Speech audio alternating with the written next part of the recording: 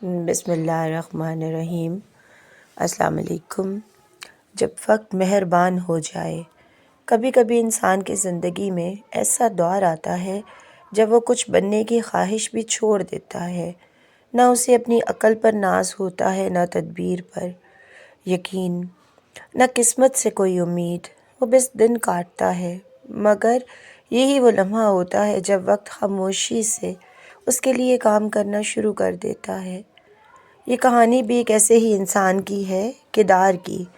قدیم زمانے میں ایک بڑا مگر غریبوں سے بھرا شہر تھا۔ اس شہر کی تنگ گلیوں میں کردار نامی ایک شخص رہتا تھا۔ وہ ایک معمولی پھیری والا تھا۔ صبح سویرے بوری کندھے پر ڈالے نکلتا، گلی گلی گھوم کر چھوٹی موٹی چیزیں بیچتا اور شام کو تھکا ہارا گھر لوٹ آتا۔ بعض دن ایسے ہوتے کہ گھر میں صرف سوکھی روٹی ہوتی، اور بعض دن ایسے بھی کہ بچوں کو بہلانے کے لیے جھوٹا وعدہ کرنا پڑتا کہ کل بہتر ہوگا۔ اس سب کے باوجود کردار کے دل میں شکوہ نہ تھا۔ وہ جانتا تھا کہ حرام کا ایک لقمہ وقتی سہولت دے سکتا ہے، مگر سکون چھین لیتا ہے۔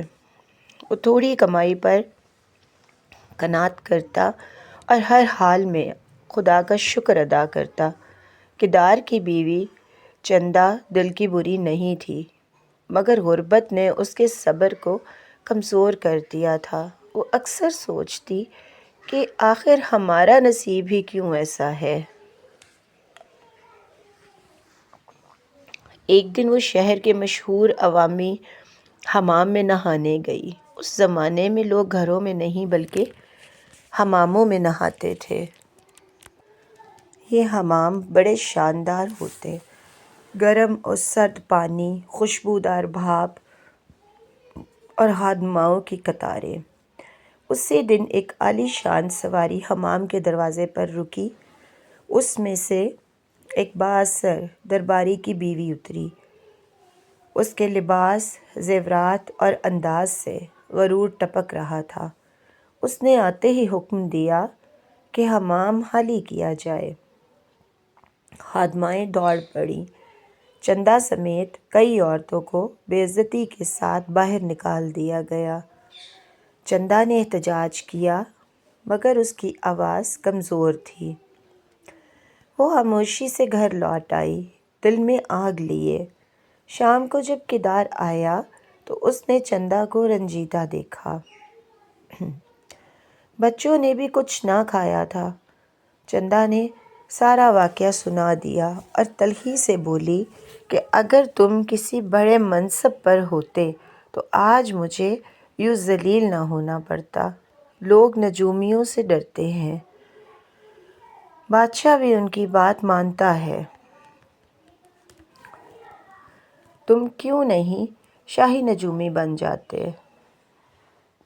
کردار ہنس پڑا، مگر وہ ہنسی دل سے نہیں تھی۔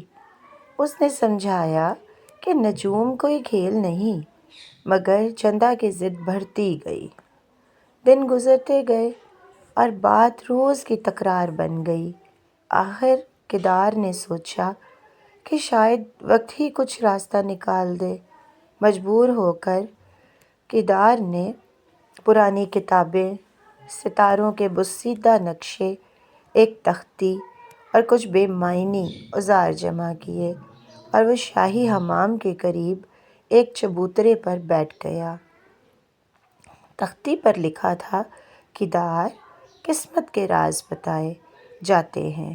کردار خود جانتا تھا کہ وہ کچھ نہیں جانتا، اور وہ یہ بھی جانتا تھا کہ اب پیچھے ہٹنے کا کوئی راستہ ہے ہی نہیں۔ اسی دوران محل میں شور مچ گیا۔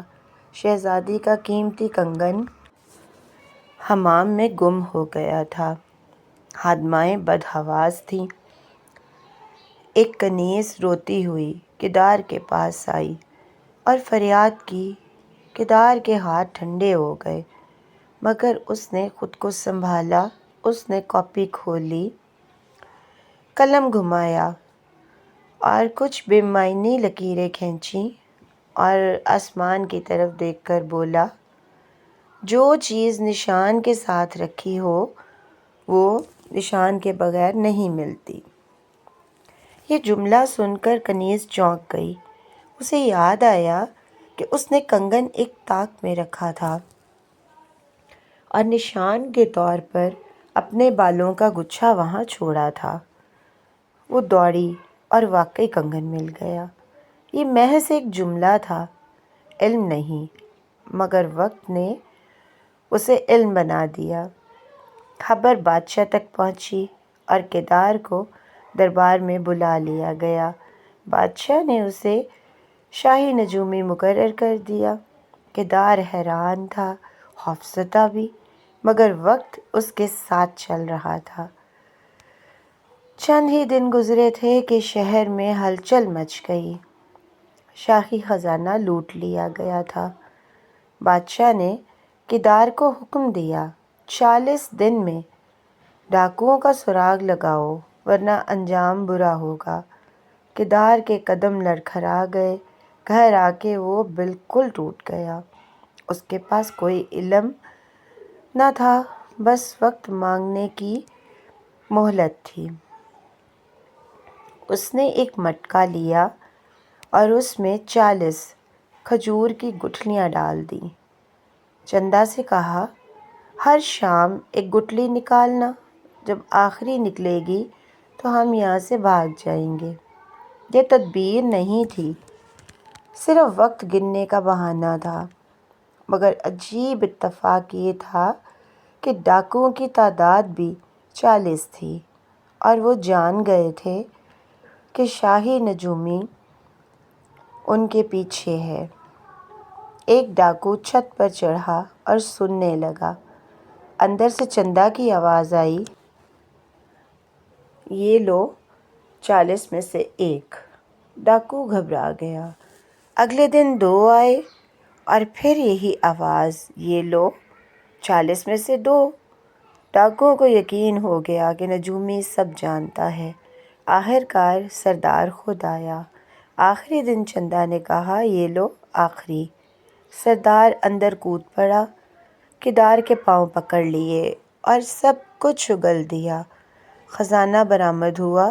کیدار سرخرو ہو گیا، مگر وہ جانتا تھا کہ یہ سب اس کی عقل نہیں، وقت کی مہربانی ہے۔ اس کے بعد بھی کئی آزمائشیں آئیں۔ کبھی بادشاہ نے مٹھی میں کیڑا چھپا کر سوال کیا، کبھی شکار کے دوران امتحان لیا۔